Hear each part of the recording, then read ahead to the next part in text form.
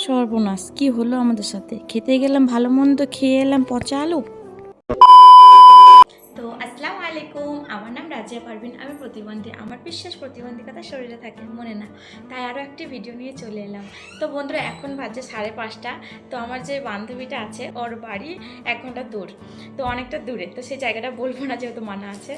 তো ও বলছে যে আমি কাজে যাবো, 2 সপ্তাহ মতো নিয়ে যেতে পারবো না ঘুরতে, তো তোকে আজকে ঘুরিয়ে নিয়ে আসি। জানি না ও না থাকলে পরে ঘুরতে যেতেই পেতাম না হয়তো। তো চলো ঘুরে আসি। জামাটা পরে নিয়েছি, রেডি হয়ে নিই, সোয়েটার পরে নিই, দিয়ে বেরোবো। কেমন লাগছে কমেন্টে জানাবে, আর কোথায় যাই সেটাও দেখাবো। তো ফাইনালি আমি হিজাব করে নিয়েছি, রেডি হয়ে গেছি, সোয়েটার পরে নিয়েছি। তো এবার আমি বেরোবো। তো জানি না কোথায় নিয়ে যাবে, যাই গিয়ে একটু খাওয়া দাওয়া করে আসি। আজকে জানি না রাতে খেতে পারবো নাকি, মা হয়তো বকবে আজকে আমাকে।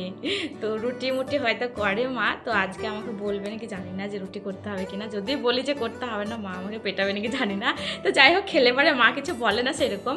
তবুও যদি করে রাখে আগে থেকে, তারপর যদি না খাও তাহলে তো বকবে, স্বাভাবিক, সবার মাই বকবে। তো যাই, চলো খেয়ে আসি, পেট ভরে খাবো আজকে, জানি না বাড়িতে খেতে পারবো কি না। তো চলো যাওয়া যাক। তো বাড়ি থেকে মেন রোড চলে এসেছি।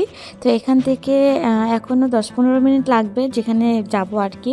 তো একটু আগে ঘুরে নিই, তারপরে না হয় যাব। তোমরা আগের বার পার্কটাকে মানে আগের ভিডিওতে তোমাদের পার্কটাকে ভালোভাবে দেখাতে পারিনি, তো সেই জন্য ভাবলাম যে বন্ধুদের আরেকবার দেখিয়ে দিই ঠিক মতো।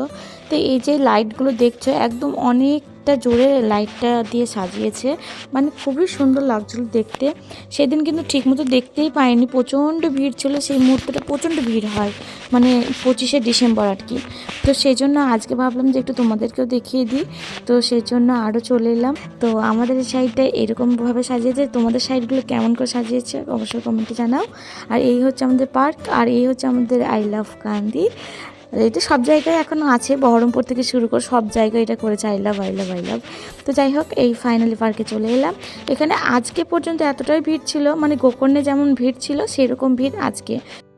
তো সেরকম সচরাচর গ্যাস বেলুন দেখা যায় না, তো দেখছি তো আমাদের পার্ক সামনে এরকম গ্যাস বেলুন ছিল। তো বাচ্চাদের মতো নিয়ে আর কী করবো, তো দেখতে পাচ্ছ কতটা ভিড় এখানে ফুচকা আর মোমোর দোকানে। আর এই হচ্ছে সেই আমাদের পার্ক, ভালোভাবে দেখাতে পারিনি সেদিন, প্রচণ্ড ভিড় ছিল সে কারণে।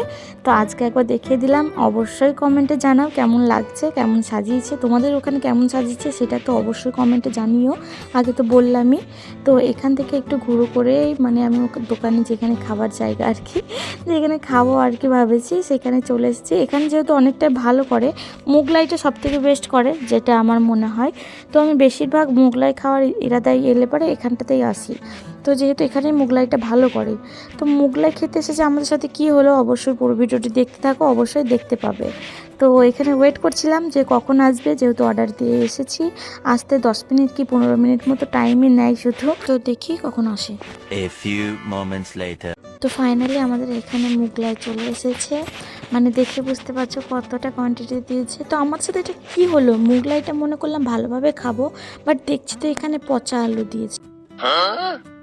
মানে এখানে এত টেস্ট করে তারপরে এরকম ভুল কেন হলো আমি বুঝতে পারলাম না। তো তারপরে বলার পরে সেই আলু দুটো ফেলে দিয়েছি, আর বাটিতে এখানে আমি নিয়ে চলে এসেছি, যেহেতু আমাদের আলু ছিল না, আর মোগলাইটা আলু দিয়ে খেতেই বেশি ভালো লাগে। তো সেই জন্য আরও তরকারিটা নিয়ে এসেছি। আর এখানে ওখান থেকে খেয়ে দিয়ে এখানে চলে এসেছি, তো একটু মানে বাড়ি আসার পথে আর কি। তো এখানে তো আসার সময়, শীতের সময় তো আইসক্রিম খেতেই হয়। তোমরা আগের ভিডিওতেই দেখেছো যে আমি আইসক্রিম খেতে কতটা ভালোবাসি। গরমে তো খাই, প্রতিবারই খাই, বাট শীতে সেরকম খেতাম না। বাট আমার এই ফ্রেন্ডটা এমন নেশা ধরে দিয়েছে যে আইসক্রিম না খেলে বাঁচি না। তো আইসক্রিমটা নিয়ে চলে এসেছি। তোমরা বলবে হয়তো এই আইসক্রিমটাই কেন খাই বারবার। হ্যাঁ, এই আইসক্রিমটাই ভালো লাগে, আবার দামটাও কম। দামটাও কম। তো এখানে দাঁড়িয়ে আইসক্রিমটা খেয়ে নিচ্ছিলাম, যেহেতু গলে যাবে বাড়ি নিয়ে গেলে। তো এখন শীতের সময় যেহেতু, তারপরে এই আইসক্রিমটা কেন জানি না গলে যায় নিয়ে যেতে। তো সেই জন্য এখানে দাঁড়িয়ে খেতে লাগলাম। তো কি বলবো তোমাদের, এত টেস্ট। তোমরা যারা শীতের সময় আইসক্রিম খাও না, তারা একবার খেয়ে দেখো শুধু আমার কথা শুনে, দেখবে প্রতিবার শীত কখন আসবে এটা ভেবেই বসে থাকবে। গরমে তো আইসক্রিম সবাই খায়, বাট শীতে খুব কম মানুষই খায়। তো সেই জন্য বলছে শীতে একবার খেয়ে দেখো, আমার মতো প্রেমে পড়ে যাবে।